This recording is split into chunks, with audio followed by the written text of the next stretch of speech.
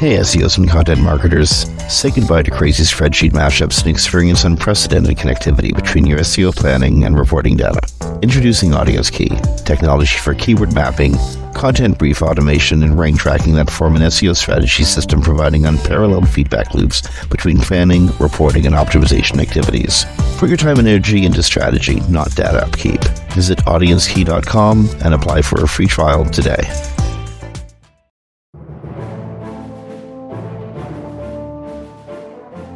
Hey everyone, welcome to Webcology on WMR.fm. It's the 13th of July, 2023. This is Jim Hedge from Digital Always Media, Kristine Schachinger from Sites Without Walls. And we're kind of blessed today to be joined by Julia Logan, otherwise known as IrishWonder, from both the IrishWonder consultancy and also from Zangoose Digital. Quick bio, Julia Logan is a long-term SEO consultant who's perhaps better known as IrishWonder, at least better known amongst my generation of SEOs.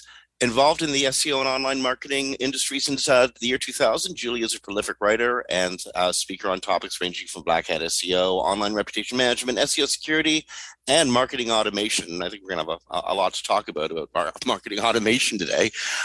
She's been a judge at the UK Search Awards, and in 2020, started Zangoose Digital, a boutique agency focused on helping clients in competitive verticals. Julia, welcome to Webcology, and thanks for joining us today.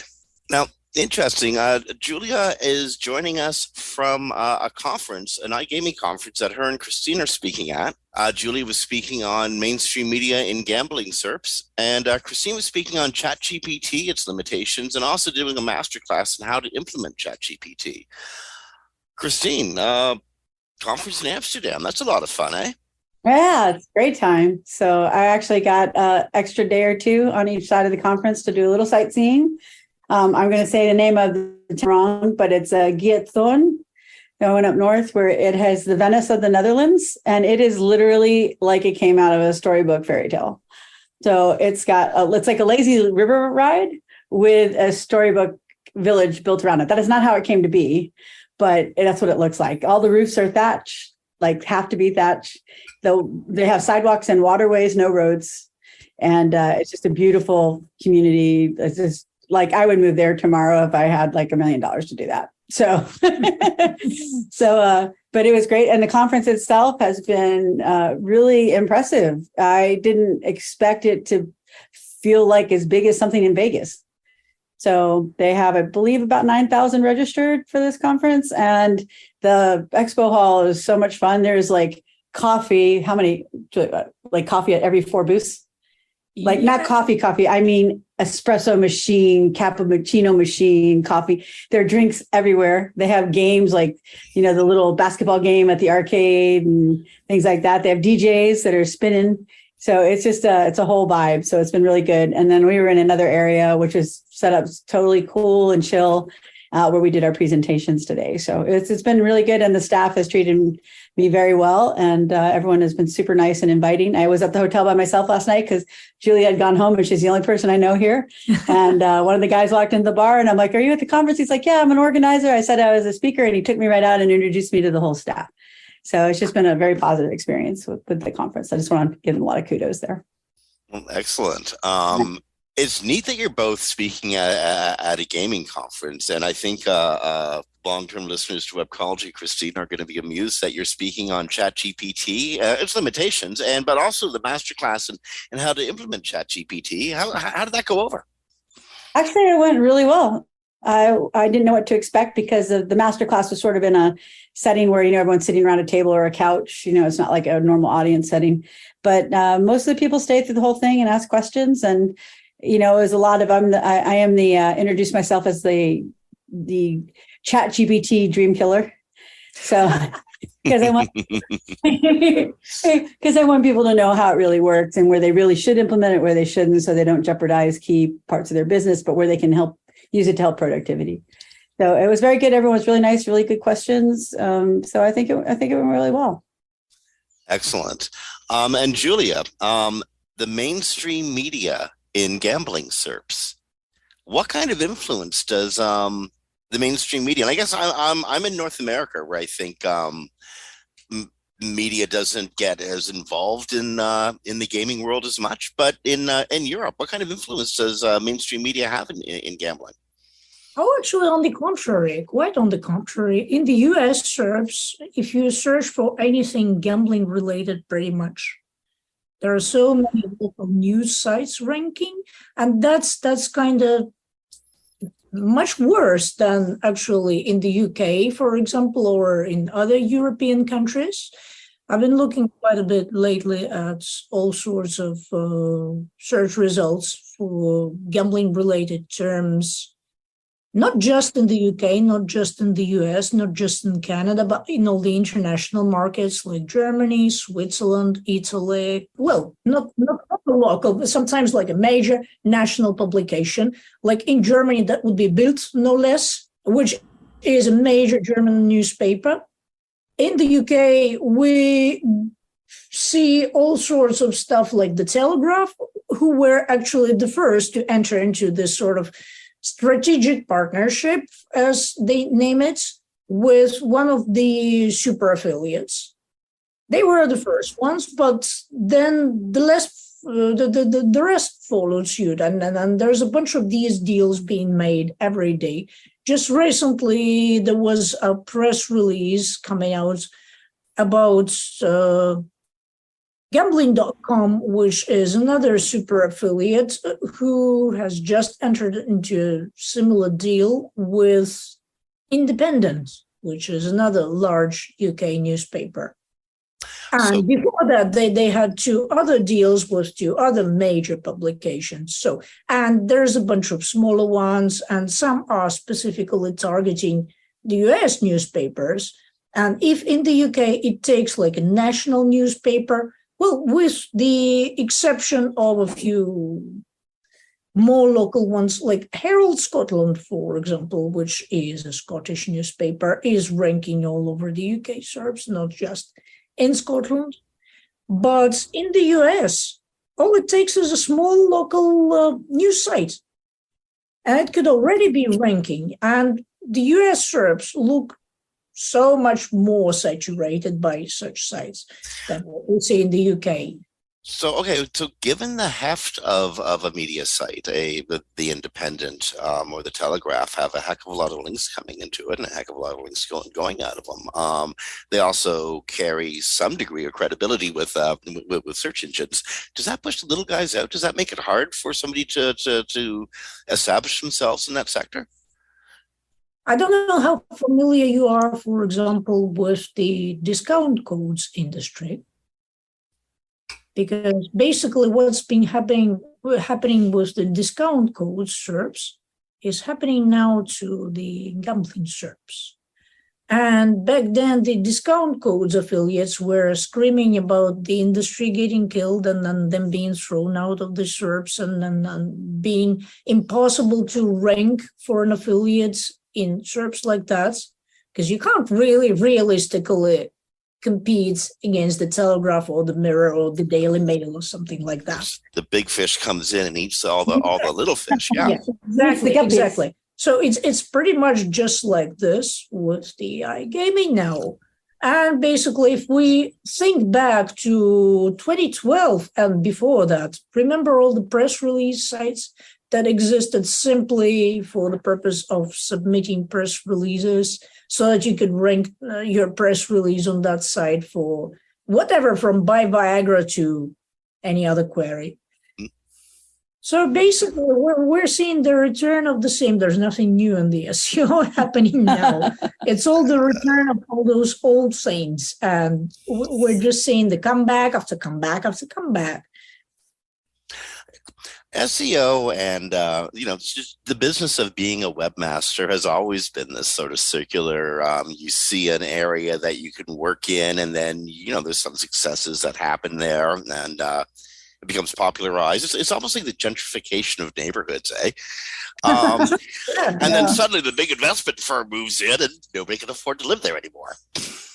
Yeah, that never happened.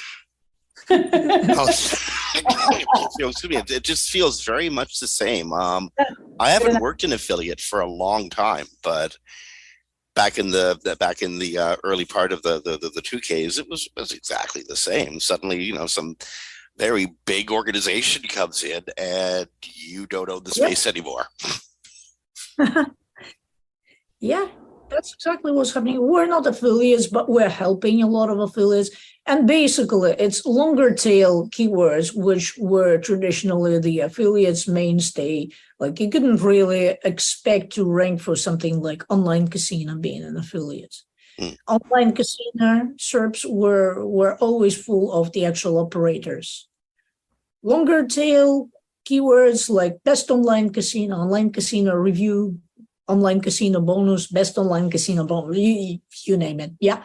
So basically those were typically targeted by the affiliates, and they were where affiliates got their organic visibility. Not anymore.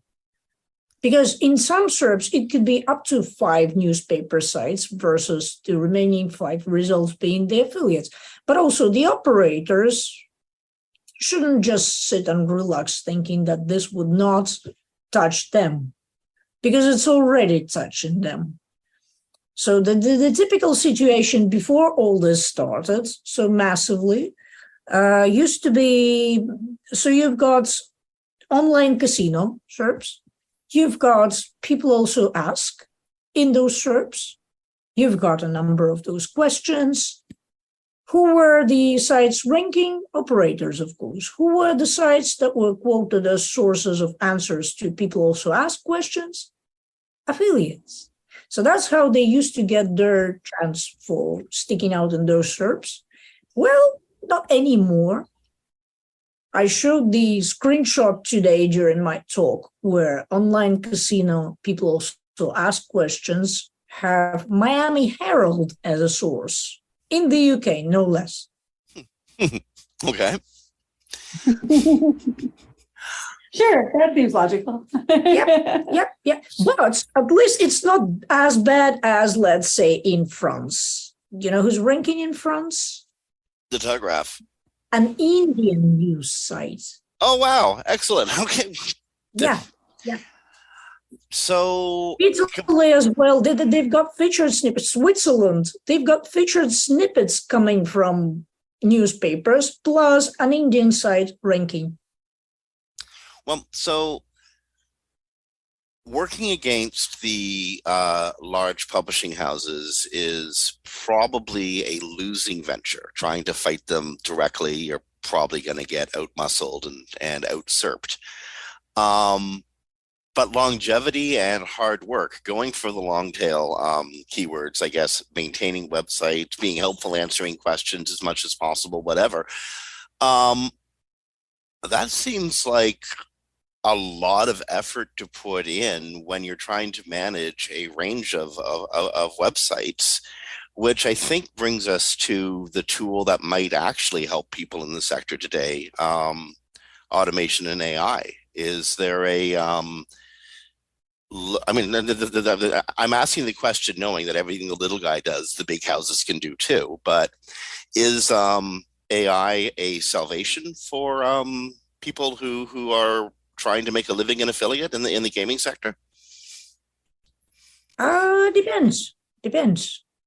Basically, the influx of the sites that we traditionally wouldn't see in those SERPs in non-English language results in other countries is very often due to specifically AI, because you've got not only just the papers, there are also sites like, I don't know, those who watch those SERPs will know what I'm talking about, Business to Community and News Direct.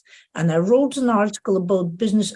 Basically, I contributed to the article about Business to Community. The article about News Direct is another investigation that I'm doing on my own that should come out sometime soon.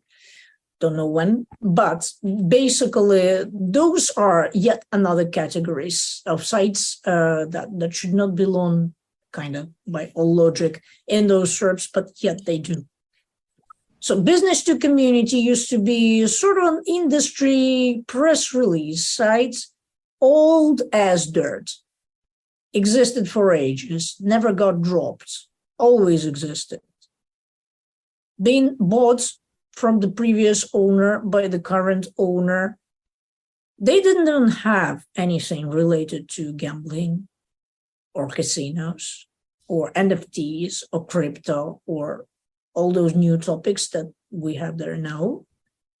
They have started gradually, slowly changing the sites after the purchase, adding topics. And then the AI came out and they have started using it quite obviously. I mean, it's not quite obviously in the way where you get the AI footprints all over the place, but just the sheer volume of their output and the fact that right now they are already targeting like over 40 countries or 40 different languages.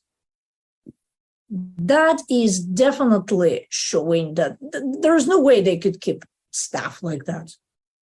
Oh, no, indeed. I mean, no way they could outsource it to like all the actual native speakers. I mean, it's easy to get an article written by a third world writer in English or sort of English, for $2 a piece or cheaper. Mm-hmm. It's not that easy to get those articles written in Swedish and German and French and Lithuanian and Polish and Chinese. Well, Chinese maybe, but in any case. But now it is. Yeah. Now it is. You just translate whatever you have written for something else or somebody has written for you. Or else you just generate everything from scratch and then maybe get a local native speaker to check that the grammar is correct and everything else. Well, thank goodness they're doing that much. Like, honestly. Well, I can't complain, really. I can't really say that what they are doing is absolute nightmare in terms of quality. It's just a quantity of it. Like, the web is going to be saturated with so many regurgitations of the exact same information. I'm wondering what it's going to look like 2 or 3 years from now. Well, we are talking typical affiliate landing pages. Mm-hmm. Do you think they're very different from each other as is? Before AI got involved, before all of this started happening? I see your point. But there's a point of scale too, eh? Yeah. I think it's just going to. I have a feeling that we're going to see a content runaway before we see the search engines or affiliate marketers themselves sort of try to dial this back in and learn how to cope with so much information out there. Like, how do you compete when there's a gajillion pages doing exactly what you're doing? And it used to be a million pages doing what you're doing. Now there's a gajillion, and it's innumerable pages doing what you're doing. Yep. That's the helpful content update. Well, that's helpful. I mean, but still the scale and stuff, eh? Oh, it is, yeah. Define and quantify helpful. Yeah. It's pretty much roulette over there. Yeah. Basically, who gets lucky gets a pass. Who doesn't get lucky gets de-indexed. Gets dead. Yep. Yeah. Yeah, because they automatically, on helpful content, they suppress your site for a minimum of 3 months after you are taken down. You can't recover during that time. So that's part of the how it's built. And when people say Google doesn't care about AI content, it is in the you have to always think of Google very specifically. We don't care about AI content as long as it's not spammy and helpful. Helpful meaning unique or original or offering something new to the narrative, which straight AI content can't do because it regurgitates what it's trained on. And eventually over time, it'll keep regurgitating the same things because they're running out. This week, they said they're running out of content to train it on. But then aren't human writers writing the same articles about the same topics time after time after time, running out of unique perspectives I could tell you a huge part of the very early search engine media, SEO media, I know because I was writing a lot of it, was exactly us regurgitating what everyone else was saying. Cindy wrote this, so I'm going to write my variation on it. That's kind of how it worked. Well, and that's why they don't say it targets AI content. It doesn't specifically target AI content. It targets content that is not unique, original, helpful, doesn't have human experience or insight. But AI content can't meet any of those goals, and humans can. So they're also adding a lot of this human experience into the update, the review update and the helpful content update. So that's, I think, Google's attempt to start to not index. I don't even think they're going to devalue after they get rid of the ones that aren't helpful. They're just not going to index, I believe. That's just my feeling. And I don't have proof of that, but. Again, on the other hand, there's AI generated content and AI generated content. What I mean by this is you could lazily do one prompt and expect to get something out of that prompt, or talk about bullshit like constructing a proper prompt, an ideal prompt, a perfect prompt. Yeah, it doesn't happen. It does not work from one prompt.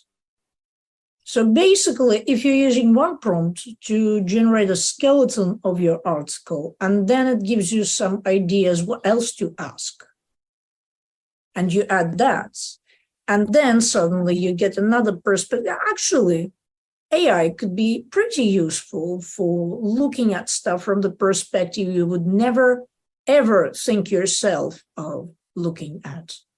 So how do you structure such prompts? To me, that sounds like the editing and rewriting process. But in this case, you have the benefit of, well, I guess, some a remnant of every voice that's ever written. That's at least inside the corpus the AI was trained on. Also adding to your writing. How do you structure this kind of conversation that gets you from raw article that's always awful to the kind of product you feel good about coming off your desk? We don't do a lot of that, but we did play. I actually insisted on my people, my team, my staff played with ChatGPT and Bing Chat and other tools out there. And basically, how I personally approach that is, so you give it a topic, you give it some initial prompts, it comes up with something, and the story could flow either way, or the content could go either way. And then you think, okay, what else is missing? Or you could just outright ask it, what other questions could be asked about that topic? Or like, come up with an FAQ from the perspective of this and this kind of user looking to buy this product, for example, and some other special conditions characterizing that user. And I think what Julia is adding here is different than what I was talking about, which is just straight generated content. So, this is looking at it AI as a process. Yeah, an assistive device, just like Audience Key, our sponsor. They have real keyword research, and then they take that real keyword research and they use it in their ChatGPT to offer you suggestions on how to write an article. And then you use those suggestions to write your article. And that's not the same as spammy generated content. What I'm talking about for helpful content is I put the AI API out there today. I generated 1,000 pages of content and I put it on the web. And I expect that a year from now, it'll still be ranking. And my guess is a year from now, with the machine learning of the helpful content update, it probably won't be ranking. That's just my guess. So Audience Key uses it that way. And that's, I think, similar to what Julia is talking about, which is using it as a device that assists you, that helps with your productivity, gives you ideas and generates things for you to work off of, as opposed to what you and I both know, Jim, is a lot of people say, oh, just throw it in and take the content, throw it on the web, and it'll be awesome. It's ranking right now. And of course it's ranking right now because helpful content until it drops. Yeah, until it drops. Yeah, exactly. Well, yeah.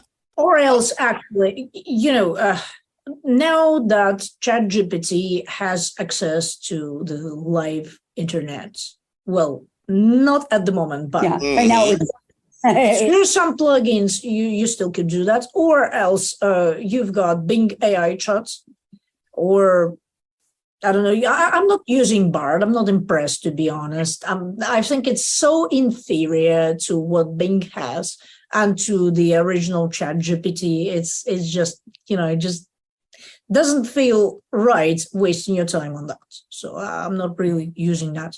So in any case, for example, you give it, or before the internet access was cut off for ChatGPT in general, so you give it, I'm not even sure if I should be talking about this. If anybody would just, a bunch of people actually would just jump on it and just keep doing that until it's killed. But I don't know. On the other hand, people are so lazy. Would they want to go through the pain of actually doing that? So I'll share it.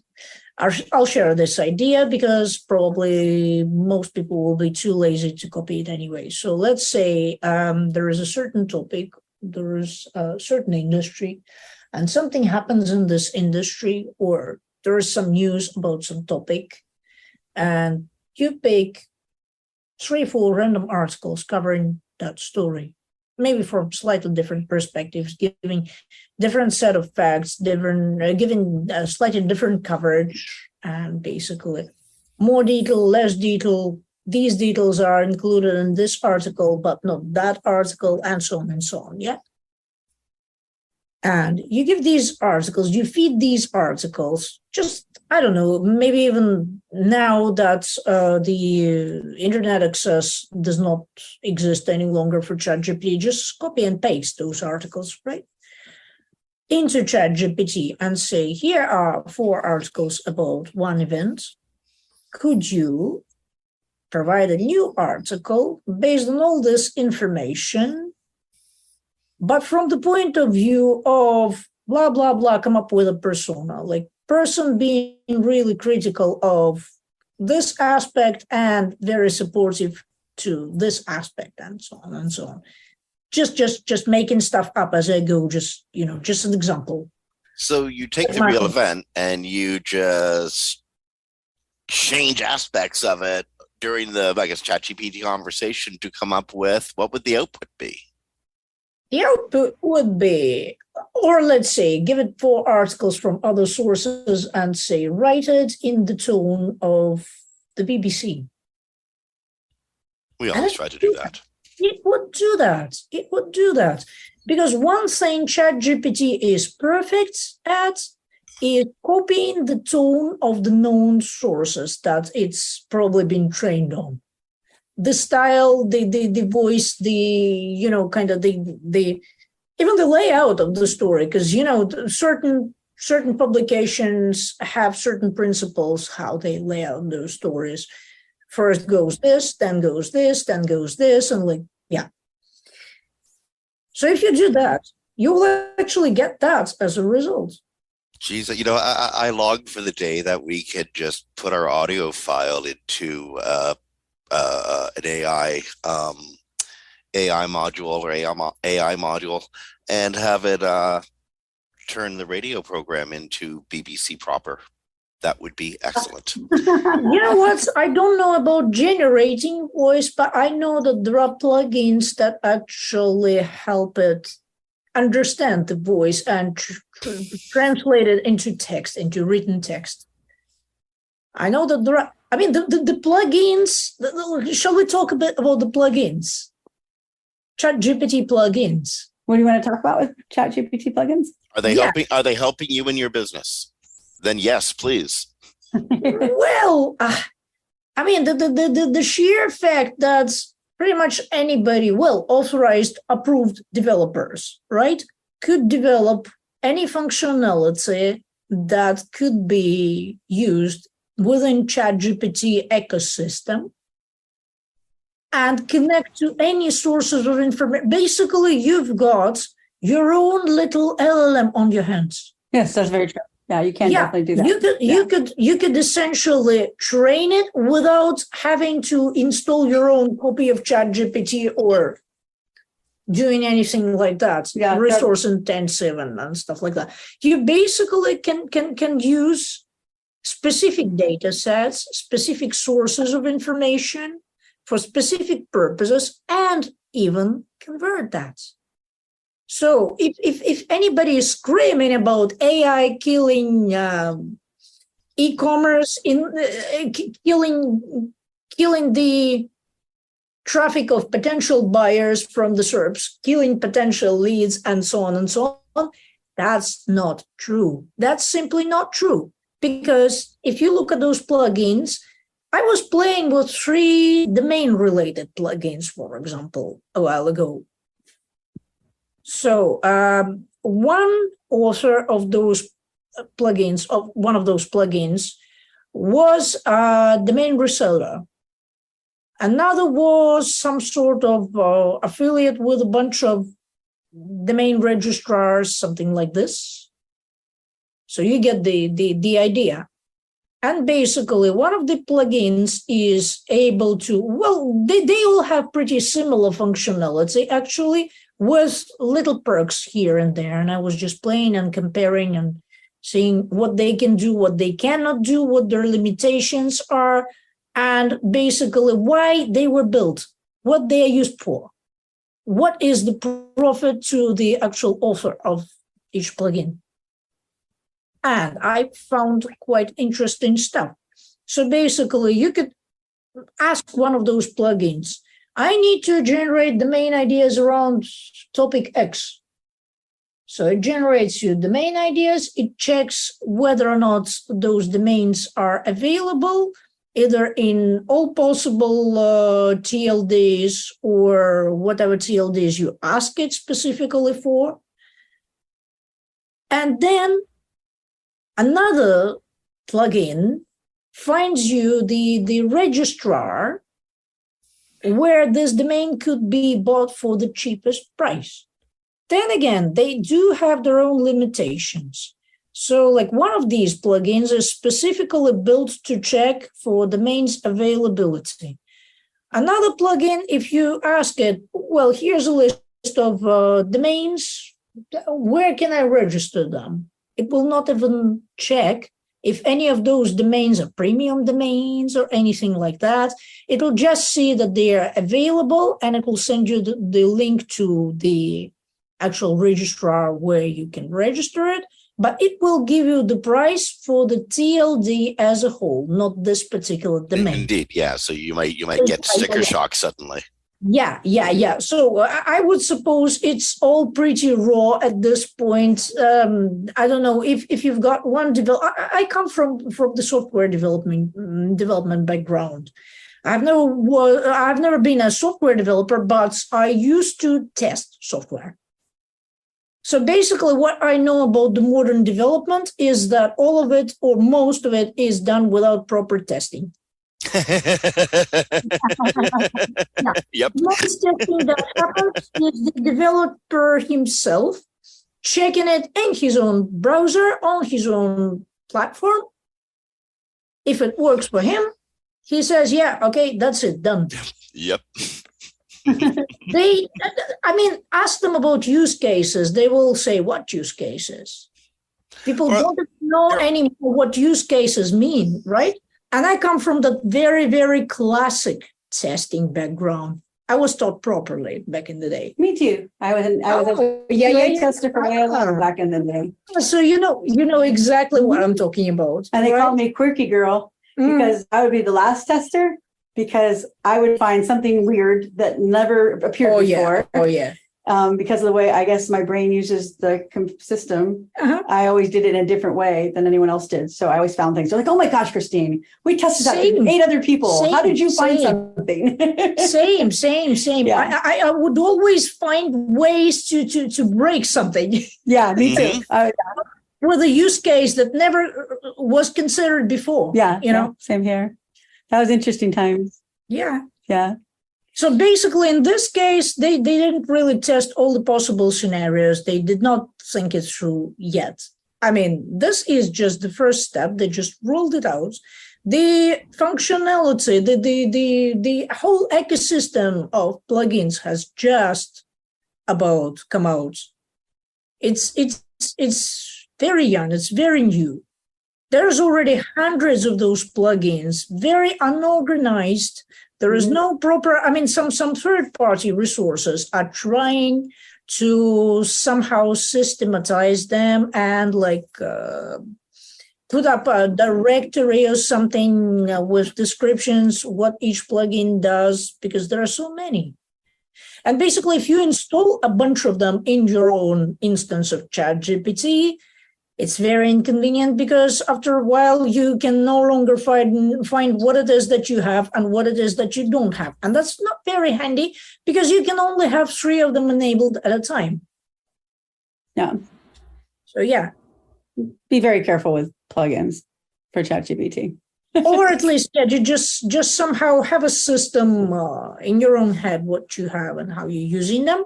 And basically, before you start doing something, I mean, I wish there was a plugin that would analyze all your installed plugins and the question you're asking and suggest the best plugins to use and activate them possibly, or ask you if you would like to activate them. And just so we can tell people that if they remember in the early days of WordPress, it's still a problem, but in the earlier days of WordPress, there were some, let's say, what's the right word for it? I don't want to say affiliate marketer regular types, but people, like a friend of mine who had 70,000 sites that he could control with a WordPress plugin because he gave it a backdoor, and it was a legitimate plugin and it was very popular. Oh yeah. He had 300,000 sites by the time it got out of control. Oh my God. WordPress chat and WordPress plugins, the free part, everybody is allowed access to change. So They changed it so many times he couldn't pull it. So there were over 1 million copies of that plugin. And he's like, I just want to shut it down now. I just want to shut it down. But he had access to people's sites. So he'd find some odd page on the site that no one probably ever checked. And he put a link on it and you have it to a site. So you're not doing that with a ChatGPT plugin, but the point being, it's the wild, wild west right now of ChatGPT plugins, and no one is checking. It's only a matter of time. Yeah, WordPress security is one of my other favorite topics of all time. Yeah. Well, WordPress today announced they're coming out with an AI-powered version. What? I'm looking for. We have it in our story list, and I'm trying to find it right now. I was speaking all afternoon, so I missed the news today. Again, it's in our story list. I wish I hadn't actually brought it up before actually having it on screen. But WordPress is coming out with an AI version of WordPress. Yeah, like you mean like WYSIWYGing everything? Is that what they mean by AI version? I'd create it instead of you having to create it. Give me a half. You know what? Give me a second. Talk among yourselves. And I will have you that article. What Jim's doing right now is we compile a story list every week, so we know the stories that we're talking about, and we can reference them during our podcast. And so Jim right now is looking up the story because Kristine was too busy doing her talk until 5:30 today to read that one or to find that one. Actually, I didn't see that it was on the list. I missed it. So we can talk about it next week, Jim. We don't need to talk about it today. We absolutely will talk about it next week. So Bluehost, there we go. Bluehost unveils AI-powered WordPress platform. Oh. So I think a lot of the stuff you have to do setting up WordPress sites, I guess finding and establishing content, etc. Wondersuite is going to help with AI guidance, functioning as a co-pilot, push button things for you. Oh, that's interesting. I don't think that's necessarily negative, so I'll have to look more into it. Not too bad. Yeah. Well, I doubt it's a negative as much as WordPress itself was a positive and negative. I mean, WordPress democratized making web pages. Suddenly anybody could make a functioning website, like anybody could do it. But at the same time, suddenly we had a lot of junk on the web. I was a front end coder, Blogspot designer at the time, so I moved in to full-time SEO because who wanted to pay me when they could just do a WordPress site? So that's how I was already doing SEO, but I moved into it full-time for that reason. Well, it's kind of nice that Headless has brought us full circle back again to where if you don't have a dev, you're in deep, deep trouble. Exactly. JavaScript runs the web and Google hates it.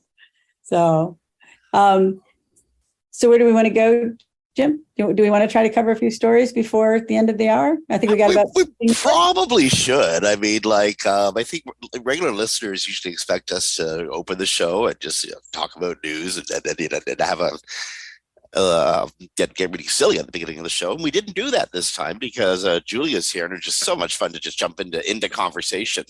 Exactly. And when do you have Julia sitting right next to you? Never. It's been 10 years since I saw her. So at Iceland conference. Well, indeed. I mean, she's in the room. You can't not suddenly just talk about stuff, right? Exactly. But while we were talking, actually, this is some weird stuff's been going down all week. Well, you two have been enjoying Amsterdam. The rest of us have been sitting wondering. Actually, I haven't been wondering because I don't really care, but guarantee you, 100% guarantee you, one of them is bigger than the other. It's 100% guaranteed. It's one of those two men say they're Jesus. One of them must be wrong things. Oh, I can't believe it's a story. This is 2023. Of course it's a story. Elon Musk has quite seriously, I don't think he wants to get in the ring with Mark Zuckerberg. I think he understands what's going to happen if he gets into a Vegas cage match with Zuckerberg. Yeah. So he's come up with the next best thing, a dick measuring contest. Yes. He started it on Twitter. He called Zuckerberg a name I will not repeat on air.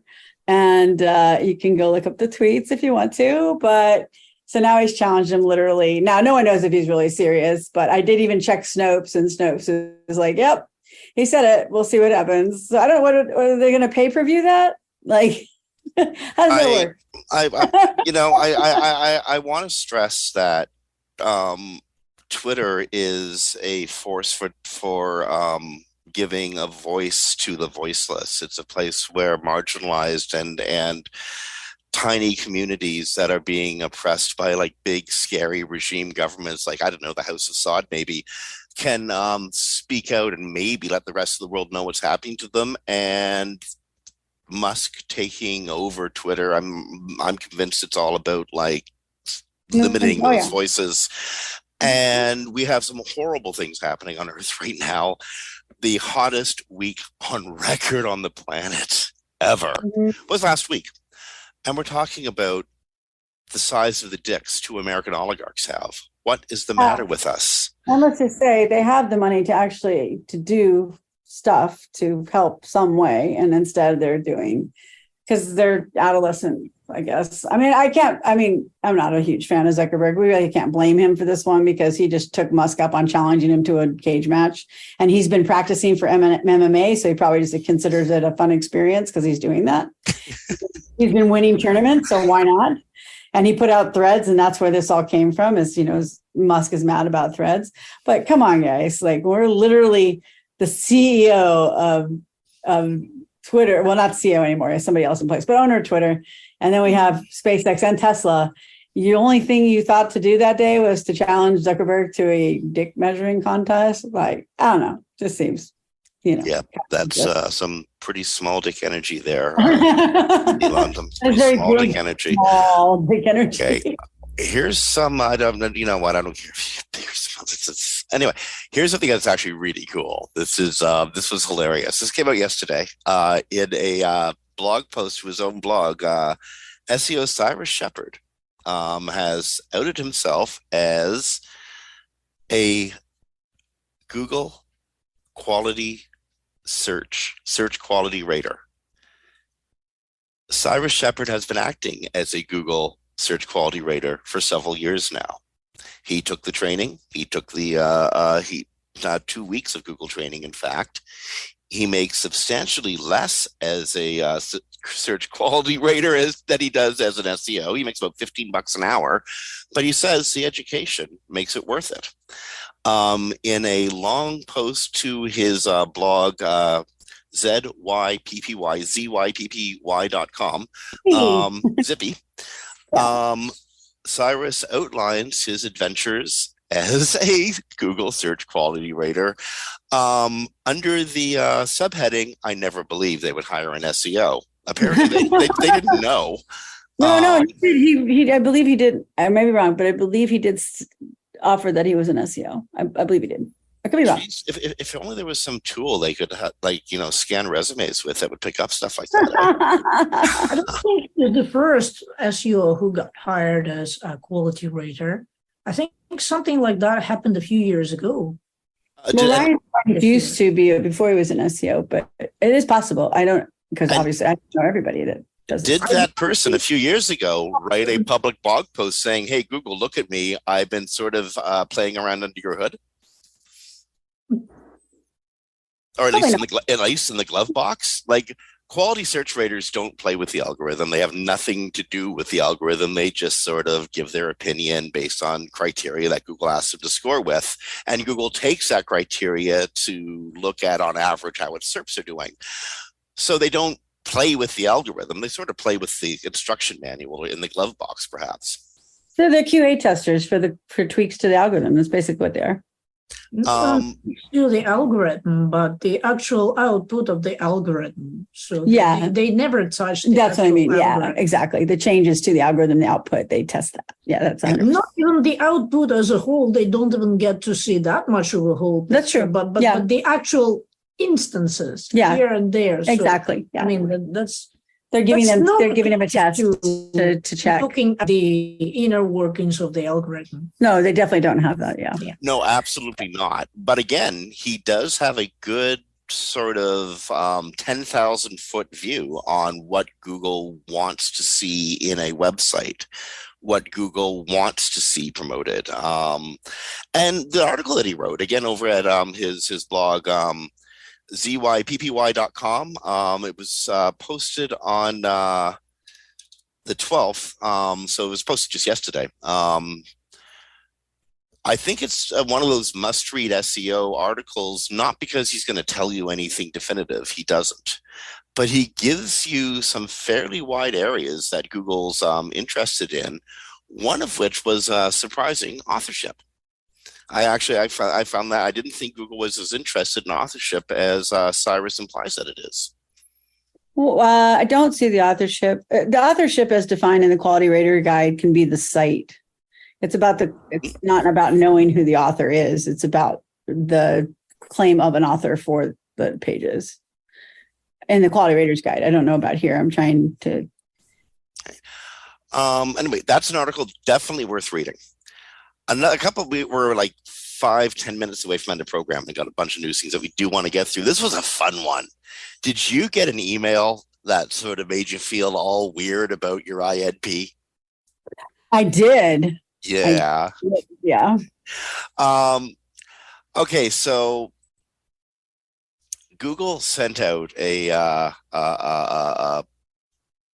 series of emails after sending a series of notices through Search Console that a new Core Web Vital metric is being introduced. It's actually going to be replacing FID, first input delay, and that's INP, which is interaction to next. It's not replacing FID until March 2024. Nothing is changing. You aren't going to see a sudden degradation in search results because Google pointed out that you and every website on the planet has a problem with the speed of page interaction. They do scare you with it though, because they send this big thing: "You are failing INP," and then a little text underneath that says "but not launching until March 2024." You know who else saw these emails? Who? Clients? All the site owners and all the devs who you've rounded into your little project circle, and they don't see March 2024. They see Google saying you got to do something and you got to do it now, and suddenly you have a meeting on Monday morning when you just wanted to have a nice cup of coffee. Exactly. Yeah, I had the conversation last week. I don't remember what day it was, but it came up in the client's thing, email or the GSC or something, and it's like, "You are failing INP," and not to worry about it till March 2024. Well, now here's the thing. I mean, like, it's something you should think about now. Absolutely. It's an indicator of how quickly the page is responding to user interaction. It's an indicator of how quickly users are able to interact with your page. And again, what happens after that. But it's how to say this. You know how when you change one thing, you might set off a cascade of other things that change after that. Yeah. You totally see this in working on cumulative layout shifts issues. This is something to study before diving into. Remembering that Google doesn't look at these issues on a page by page by page basis. They look at a whole grouping of pages and then average them together to give you this sort of meta score. And you can see this in the score of individual pages in Search Console by digging in and seriously drilling down. But when you get a notice in email, the first mega rule of SEO always is chill, think, and then do. That doesn't make an easy acronym, Jim. Chill, think, and then do? Of course it does. Chill, think, and then do. Been saying it for years. Say it as an acronym. CTD? Shitty chitty? Yeah, CCAD. Oh, I'm just teasing you. So yeah, no, that's definitely. I mean, it's not like SEOs really have a lot to think about it. I mean, it's like if you listen to Danny, it's not like any advice we've been giving has changed in the last couple decades. Yeah, I saw that. Not take any advice, and then why do they talk to us all the time? Make good But I'm pages. not going to talk to us, but I'm just saying. Make good content. Make sure that there's lots of links coming in that are credible and that a bot and human has a real easy time getting around on the inside. And there's a way out again, preferably through the gift shop. Hey, do you remember eHow? Remember eHow, right? I'm sorry? You remember eHow? The website? Oh, the web, yeah, of course, yeah. So it's like how to perform brain surgery. Open head, take out brain, put brain back in, close head, right? It was like pretty much, that's pretty much how I see that advice. But there are about a million little details that go into every one of those subjects that make very significant differences in how Google reacts to your website. But just make content, get links, and technically be good. You're all right. You'll outpace everybody. Well, Danny had a few things to say this week. This one I know you're going to react to, Kristine, because this has been a bugbear of yours for quite a while. Okay, so you're sitting down, eh? Just to be sure. I'm sitting down. It's not a very good week. You're going to ruin my very good week. Okay, it's just about like 8:45, or I think it's more like 9 p.m. in Amsterdam. So, yeah. Google is working really hard to improve its site naming protocols. You know, when you spend a whole bunch of time working on a really good 60 character or so with spaces title, and it's perfect. I mean, you've written the best title in the whole wide world. It is so descriptive of everything on your page, and it's exactly the way you want it. And it's also the way legal said it has to be. Yes. No guarantee Google's going to take it and keep it that way, because if they think it's not descriptive enough, or they think that they have a better idea of what should be there, they'll put it there. Again. So Google is going to release a second batch-up improvement for site names in search results in the near future, according to Danny Sullivan, at least according to Barry Schwartz, who's quoting Danny Sullivan. It's coming within weeks, not months, weeks. So a rose by any other name might not describe a damn thing. There you go. What do you think? The whole thing, I've read it and I still don't quite understand what he's trying to say, because somebody said that the site name isn't recognizable and that it's been online since 2006. So I think it's a Google thing. They're not doing well and they're just trying to explain it in the most general way possible, maybe. Well, no, I think Google heard what SEOs and website owners were saying, that what they're doing quite badly, but they're pressing ahead and doing it anyway. That's the part I don't quite fully understand. This could be solved with one thing. It could so easily be solved. A tag that says "Don't change my stuff." That's it. Just give us a tag. I promise it will be used. A bunch of us have asked them to do that since they started doing the changes to titles and descriptions, and they have refused. My feeling is, I could be wrong, but you remember how they had this AI that could write entire articles, and before ChatGPT, and not cite or credit anybody. They just take it for a bunch, right? My feeling is they need something that they can also write a headline and a descriptor. So they're testing those through our websites. I could be wrong, but that is what I think they're doing. Well, they do silly things, change your pipe into a hyphen. They take off your brand name. I had a site where they took the word API out of the title and the page was about the API that they sell.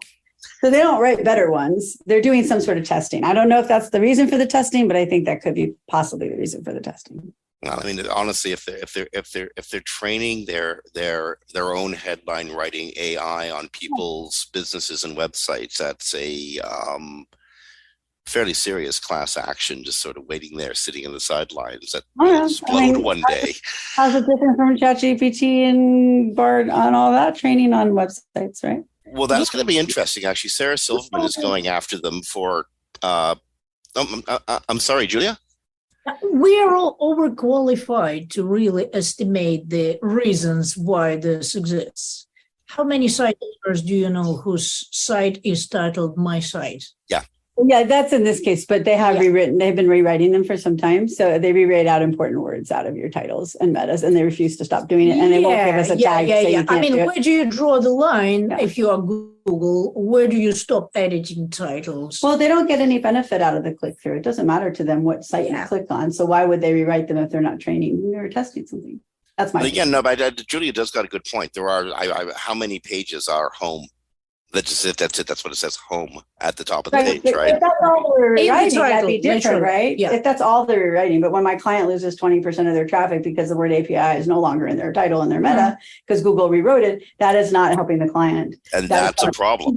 Google with, Now, so in Julia's in the context Julia's talking about, that's obviously Google's doing a mitzvah. Like that's a kind act on Google's part. They've taken a crap ass headline or a title and turned it into something useful.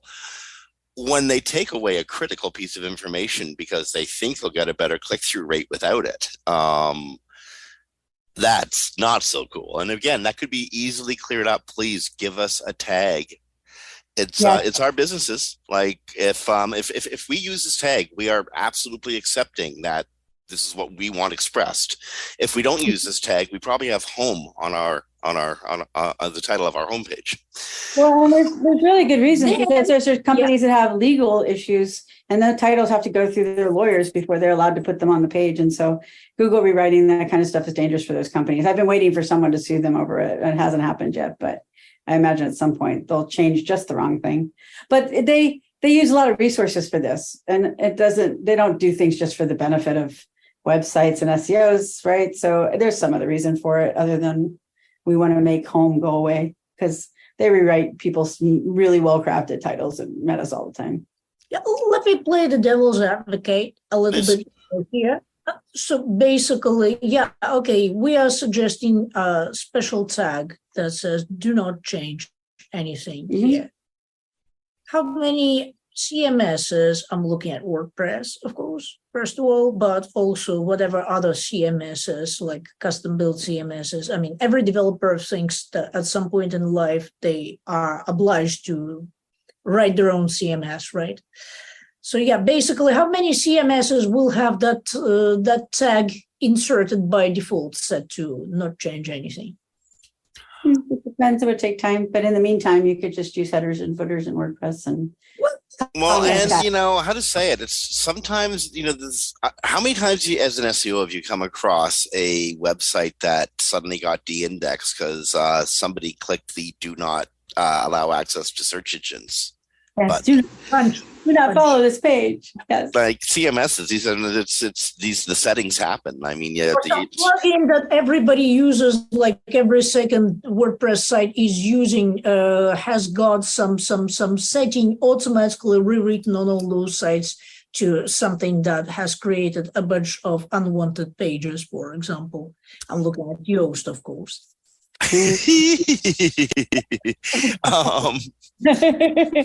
Yoast is actually no longer under Yoast, so people know they have been bought out. So actually, I think the Devolks just stopped being involved very recently. But I don't think they're actually involved with the Yoast product any longer. but yeah, Yoast does that. Yeah. And that is again, that's one of those, there are so many like ticking legal time bombs sitting by the side of the road in our history of web development. It's a wonder that they all don't go off in string, boom, boom, boom, boom, in one big legal orgy of, oh my God, what have you done? Um, Yeah. Yeah. okay, we're rounding out the end of the show.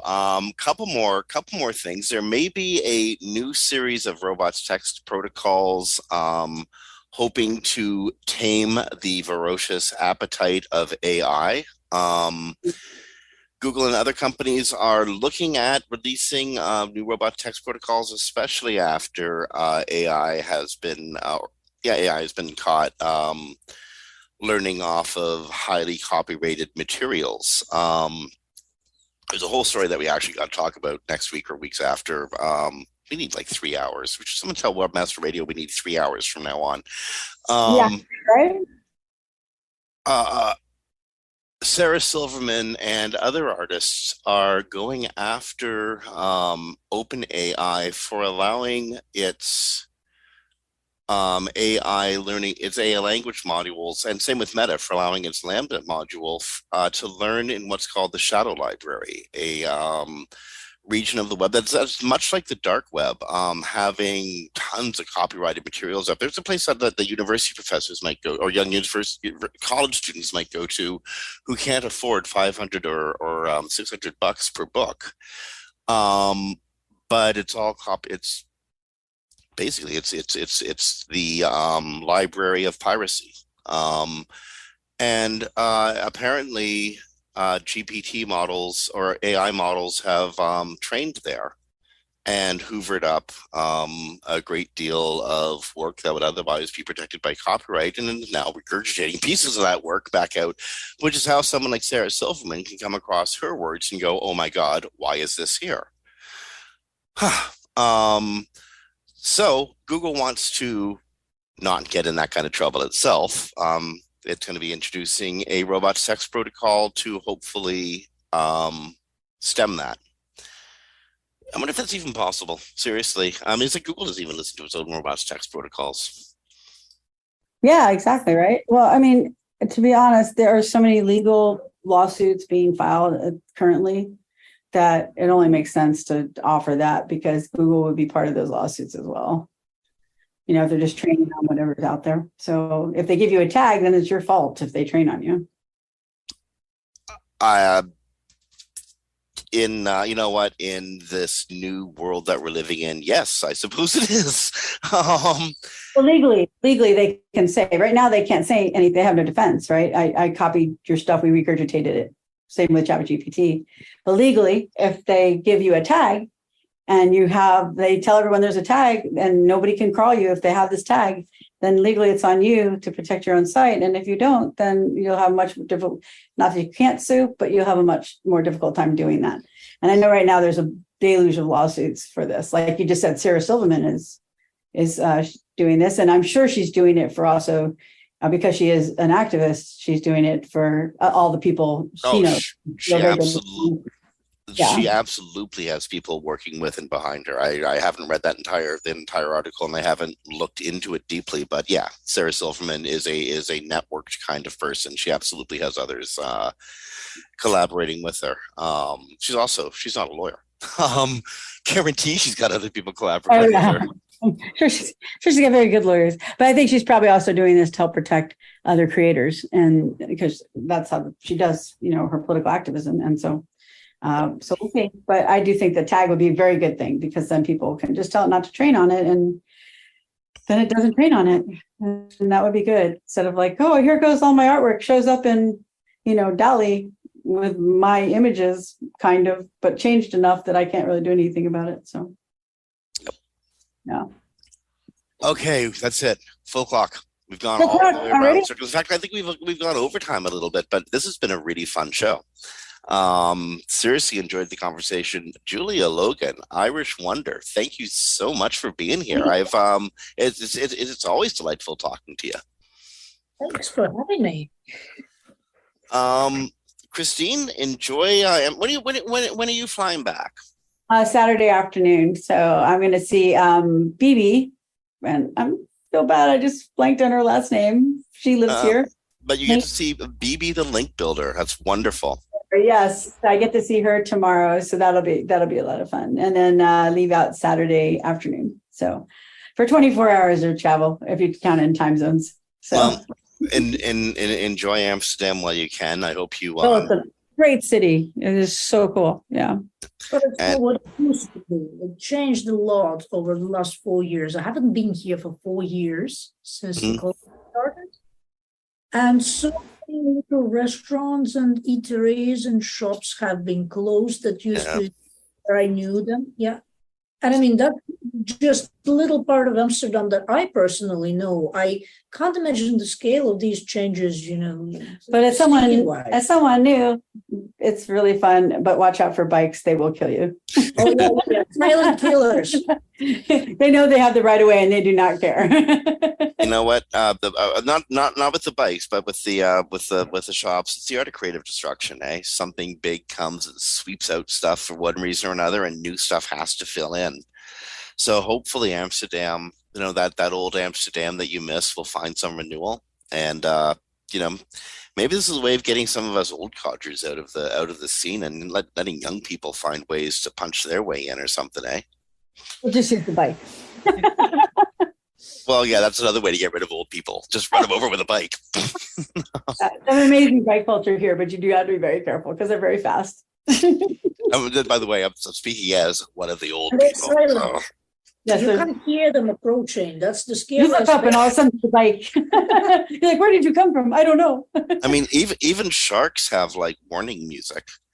Yeah, some do, but most don't. So yeah, go ahead. I know. And in fact, we're about to get warning music from studio. So on behalf of Kristine Schachinger from Sites Without Walls, this is Jim Hedge from Digital Always Media. You've been listening to Webcology on WMR.FM, recorded live to podcast on the 13th of July, 2023. Folks, it's halfway through July. Summer's almost over. Get out there and enjoy it. You've been sitting in front of a monitor way too long. Go have some fun. Be kind to each other, rank well, be nice, and we'll talk to you next week. Bye, everybody. Bye.